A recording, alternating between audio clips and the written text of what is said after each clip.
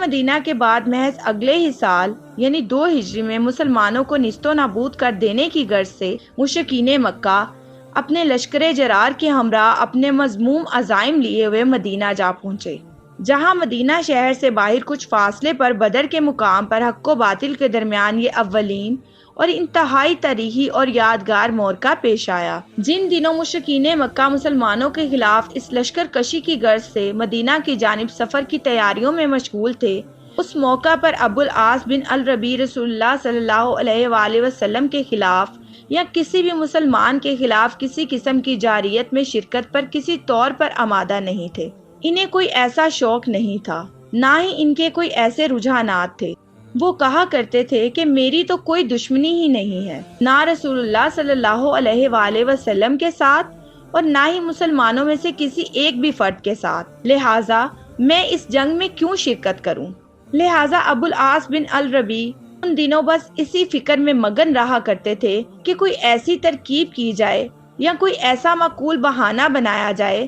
جس کی بدولت میں اس جنگ سے دور رہوں۔ لیکن یہ اس کی خام خیالی ہی تھی، کیونکہ ایک تو یہ مشرکین مکہ اور مسلمانوں کے مابین اولین موقع تھا، دوم یہ کہ اس معاشرے میں چونکہ اس کی بڑی حیثیت اور خوب شہرت تھی، لہٰذا اس قدر اہم معاملے سے الگ تھلگ رہنا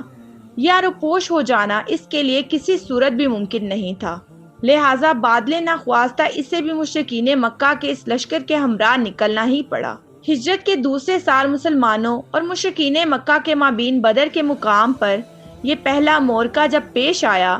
تو اس کے نتائج کچھ یوں ظاہر ہوئے کہ مسلمانوں کو تو اللہ کی طرف سے غلبہ اور فتح و نصرت سے نوازا گیا۔ جب مشرکین مکہ کو شکست و رسوائی کا سامنا کرنا پڑا، ان کے بڑے بڑے نامی گرامی سرداروں سمیت 70 افراد مارے گئے، 70 ہی قیدی بنائے گئے، جبکہ باقی جان بچا کر باغ نکلنے میں کامیاب ہو گئے۔ ابو العاص بن الربیع کے نصیب نے اسے ان لوگوں میں لا کھڑا کیا جنہیں قیدی بنایا گیا تھا۔ رسول اللہ صلی اللہ علیہ وآلہ وسلم نے ان قیدیوں کے انجام کے بارے میں غور و فکر اور مشاورت کے بعد فدیہ کا فیصلہ فرمایا، یعنی ہر قیدی فدیہ ادا کرے اور اس کے عوض اس قید سے رہائی حاصل کر کے چلتا بنے۔ تب مکہ اور مدینہ کے درمیان بڑے پیمانے پر قاصدوں اور کارندوں کی باغ دوڑ اور آمد و رفت شروع ہو گئی۔ ہر قیدی کا کوئی نہ کوئی رشتہ دار مکہ سے کچھ مال لے کر آتا تاکہ بطور فدیہ یہ مال ادا کر کے اپنے رشتہ دار قیدی کو چھڑا لے جائے۔ تب حضرت زینب رضی اللہ تعالیٰ عنہ نے اپنے شوہر ابو العاص بن الربیع کی رہائی کے لیے بطور فدیہ ایک ہار بھجوایا، جو کہ ان کی والدہ ام المومنین حضرت خدیجہ رضی اللہ تعالیٰ عنہ نے ابو العاص کے ساتھ ان کی شادی کے موقع پر انہیں پہنایا تھا۔ ابو العاص بن الربیع کا بھائی عمرو بن الربیع یہ ہار لیے ہوئے مکہ سے مدینہ پہنچا۔ رسول اللہ صلی اللہ علیہ وآلہ وسلم کی نظر جب اس ہار پر پڑی تو آپ صلی اللہ علیہ وآلہ وسلم نے اسے پہچان لیا، پرانی یادیں تازہ ہو گئی، وفا و شعار شریک حیات حتیجہ بنت خویلد کی یاد، نیز اپنی پیاری بیٹی لخت جگر اور نور نظر زینب کی یاد تازہ ہو گئی۔ تب آپ صلی اللہ علیہ وآلہ وسلم بہت زیادہ افسردہ اور رنجیدہ ہو گئے۔ آپ صلی اللہ علیہ وآلہ وسلم کی آنکھیں آنسوؤں سے لبریز ہو گئیں۔ تب آپ صلی اللہ علیہ وآلہ وسلم نے بہت ہی جذباتی انداز میں اپنے ساتھیوں کی طرف متوجہ ہوتے ہوئے فرمایا،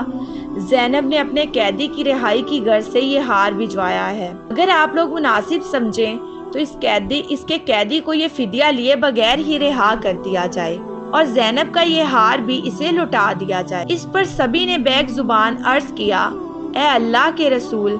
آپ کی بات ہمارے لیے سر آنکھوں پر۔ یوں ابو العاص بن الربیع کی رہائی بغیر فدیہ لیے طے پا گئی۔ البتہ اس کی رہائی سے قبل رسول اللہ صلی اللہ علیہ وآلہ وسلم نے یہ شرط رکھی کہ وہ رہائی کے بعد واپس مکہ پہنچتے ہی زینب رضی اللہ تعالیٰ عنہ کو بچوں سمیت بحفاظت مکہ سے مدینہ کی جانب روانہ کر دے گا۔ چنانچہ رہائی کے بعد مکہ پہنچتے ہی ابو العاص بن الربیع نے زینب کو سفر کی تیاری کی تاکید کی۔ اس دوران رسول اللہ صلی اللہ علیہ وآلہ وسلم نے حضرت زید بن حارثہ رضی اللہ تعالیٰ عنہ نیز انصار مدینہ میں سے ایک شخص کو مدینہ سے مکہ کی جانب روانہ فرمایا تاکہ وہ مکہ شہر سے باہر کسی مناسب مقام پر رک کر زینب کا انتظار کر سکیں اور پھر انہیں اپنی تحویل میں لیے ہوئے باحفاظت مدینہ تک لا سکے۔ ابو العاص کو بھی کسی مناسب ذریعے سے اس چیز کی اطلاع دے دی گئی تھی۔ ان تمام تر انتظامات نیز اپنی طرف سے مکمل تسلی اور اطمینان کر لینے کے بعد ابو العاص بن الربیع نے